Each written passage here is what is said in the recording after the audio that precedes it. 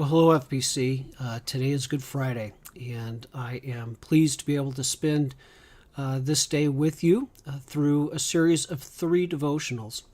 We're going to do one at 9 o'clock, which in the passage that we're going to read today is going to correspond with the 3rd hour that's referred to.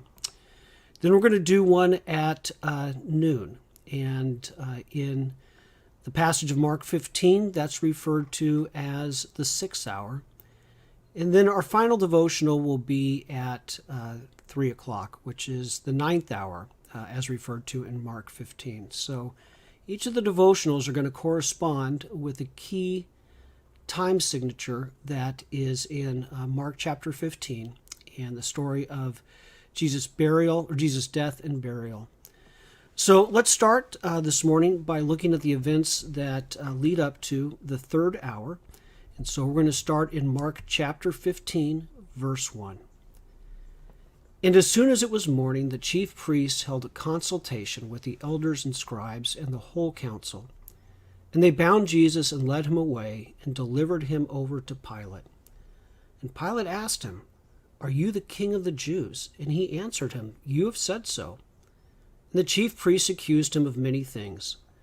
And Pilate again asked him, "Have you no answer to make? See how many charges they bring against you." But Jesus made no further answer, so that Pilate was amazed. Now at the feast he used to release for them one prisoner for whom they asked. And among the rebels in prison, who had committed murder in the insurrection, there was a man named Barabbas. And the crowd came up and began to ask Pilate to do as he usually did for them. And he answered them, saying, "Do you want me to release for you the king of the Jews?" For he perceived that it was out of envy that the chief priests had delivered him up. But the chief priests stirred up the crowd to have him release for them Barabbas instead. And Pilate again said to them, "Then what shall I do with the man you call the king of the Jews?" And they cried out again, "Crucify him." And Pilate said to them, "Why? What evil has he done?" But they shouted all the more, "Crucify him." So Pilate, wishing to satisfy the crowd, released for them Barabbas, and having scourged Jesus, he delivered him to be crucified. And the soldiers led him away inside the palace, that is, the governor's headquarters. And they called together the whole battalion. And they clothed him in a purple cloak, and twisting together a crown of thorns, they put it on him. And they began to salute him, "Hail, King of the Jews!" And they were striking his head with a reed, and spitting on him, and kneeling down in homage to him. And when they had mocked him, they stripped him of the purple cloak, and put his own clothes on him. And they led him out to crucify him. And they compelled a passer-by, Simon of Cyrene, who was coming in from the country, the father of Alexander and Rufus, to carry his cross. And they brought him to the place called Golgotha, which means place of a skull. And they offered him wine mixed with myrrh, but he did not take it.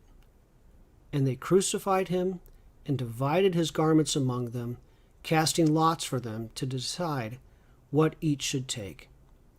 And it was the 3rd hour when they crucified him. I'm going to give you, for this first devotional, several suggestions for how you might be able to meditate on this passage.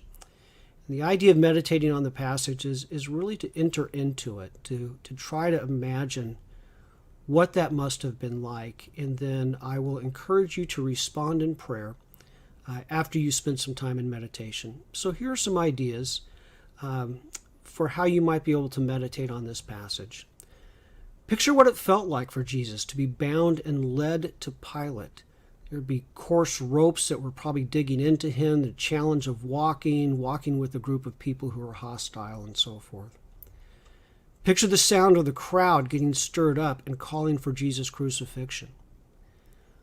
What do you picture Jesus look like while he was mocked and abused by the soldiers?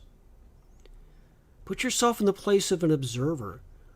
What do you think and feel as Simon carries the cross, as Jesus is placed on the cross and the soldiers divide his garments?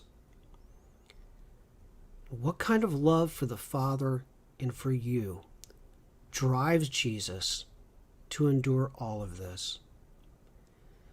I think it's a good place for us, as we think about Good Friday, to start with a time of prayer of confession, because it is for our sins that he endured so much. I'll connect with you again in 3 hours as we look at the events leading up to the 6th hour. Until then, be blessed, knowing how much you are loved